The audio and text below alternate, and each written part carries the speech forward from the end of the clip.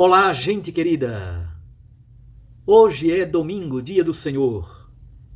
Nós estamos no dia 13 de março e temos um texto tão bonito neste segundo domingo da Quaresma. Todo segundo domingo da Quaresma, nós lemos o texto da Transfiguração, num dos três evangelistas sinóticos. O texto de hoje, já que é o ano C, é de Lucas 9, de 28 a 36. Naquele tempo, Jesus levou consigo Pedro, João e Tiago e subiu à montanha para rezar. Enquanto rezava, seu rosto mudou de aparência e sua roupa ficou muito branca e brilhante. Eis que dois homens estavam conversando com Jesus. Eram Moisés e Elias. Eles apareceram revestidos de glória e conversavam sobre a morte que Jesus iria sofrer em Jerusalém. Pedro e os companheiros estavam com muito sono. Ao despertarem, viram a glória de Jesus e os dois homens que estavam com ele. E quando estes homens se iam afastando, Pedro disse a Jesus: Mestre, é bom estarmos aqui. Vamos fazer 3 tendas, uma para ti, outra para Moisés e outra para Elias. Pedro não sabia o que estava dizendo. Ele estava ainda falando quando apareceu uma nuvem que os cobriu com sua sombra. Os discípulos ficaram com medo ao entrarem dentro da nuvem. Da nuvem, porém, saiu uma voz que dizia: Este é o meu filho, o escolhido. Escutai o que ele diz. Enquanto a voz ressoava, Jesus encontrou-se sozinho. Os discípulos ficaram calados e naqueles dias não contaram a ninguém nada do que tinham visto. Palavra da salvação. Glória a vós, Senhor. Minhas irmãs, meus irmãos, como sempre fazemos a cada domingo, damos uma pequena pincelada no texto da primeira leitura e da segunda leitura. O texto de hoje da primeira leitura é de Gênesis capítulo 15. Nessa primeira leitura, que é do livro do Gênesis, como disse, Deus se revela em teofania. A palavra teofania tem duas raízes gregas. Theos significa Deus, fania significa manifestação. Então Deus se revela numa teofania, numa manifestação radiante, e faz uma aliança com Abraão e também com toda a sua descendência, com o seu clã.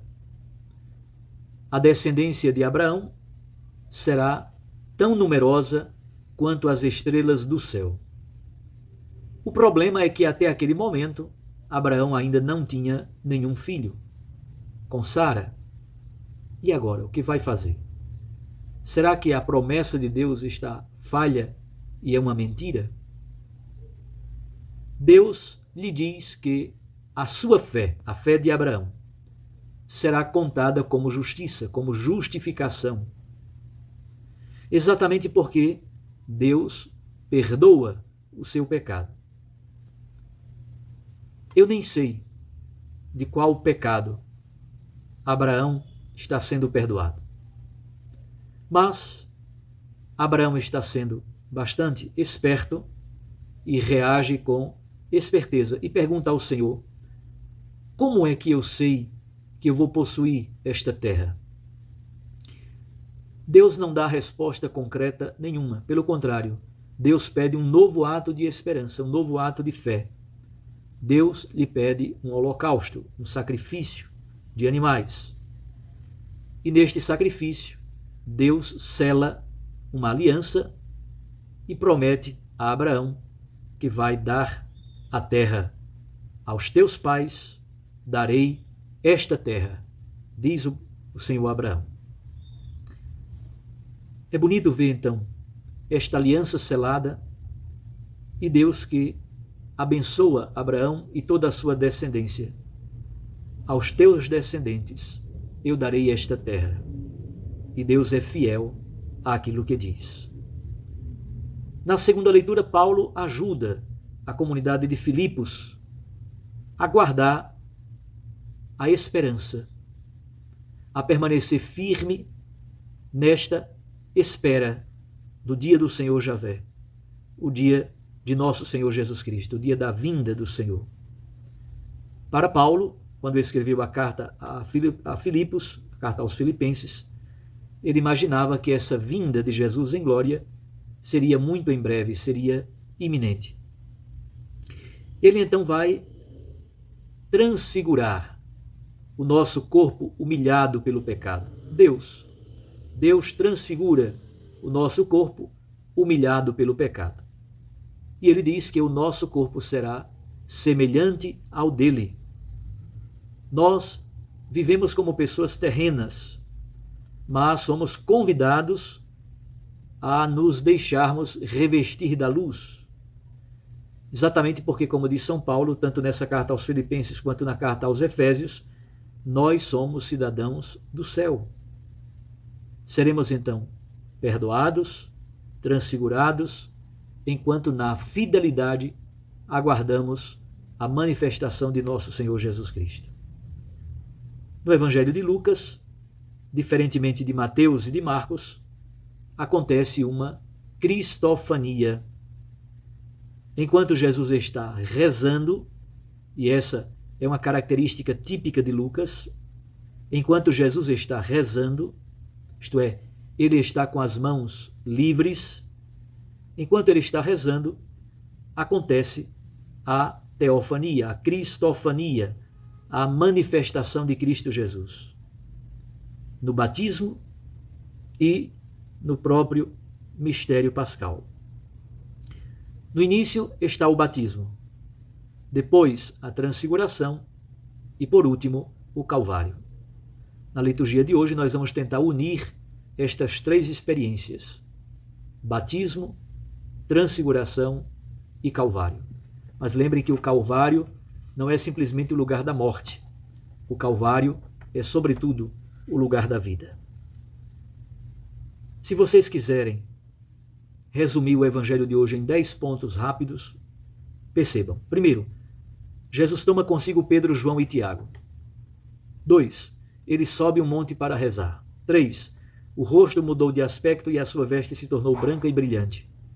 4.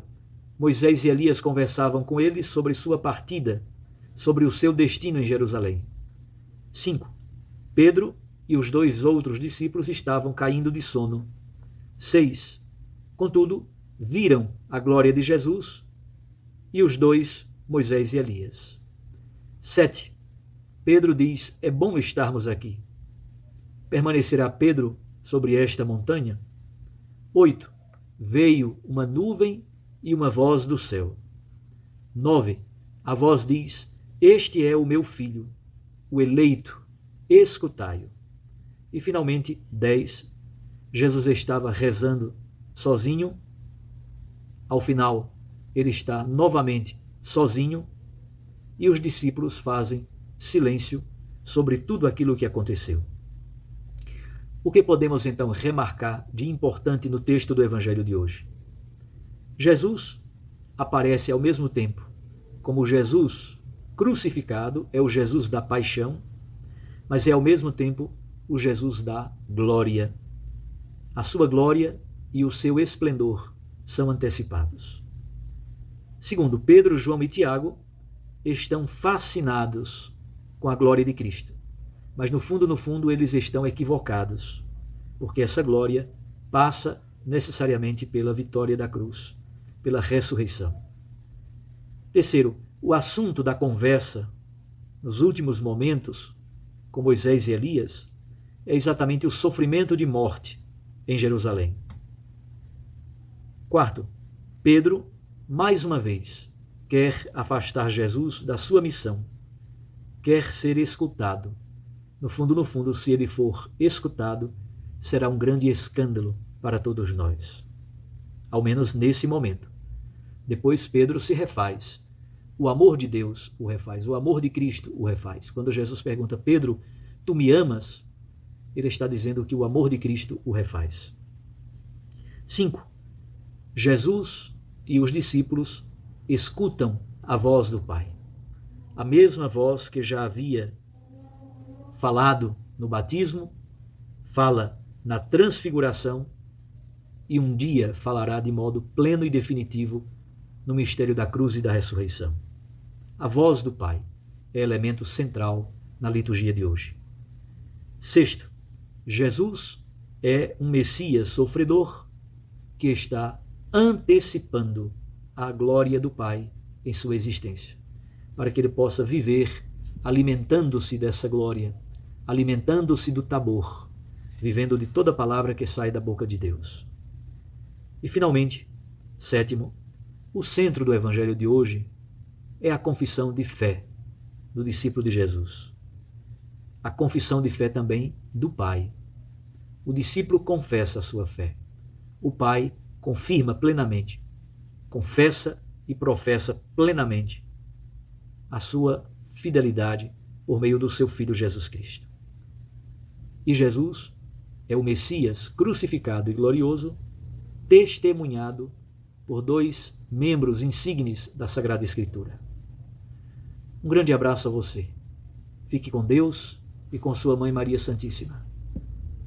Peça ao Senhor neste dia, pergunte-se, o que é que Deus precisa transfigurar na minha vida? E reze ao Senhor exatamente por esse ponto. O que Deus pode transfigurar na minha vida? E eu te dou a bênção. Em nome do Pai, e do Filho, e do Espírito Santo. Amém. Com Deus, um grande abraço. Até amanhã, se Deus nos permitir.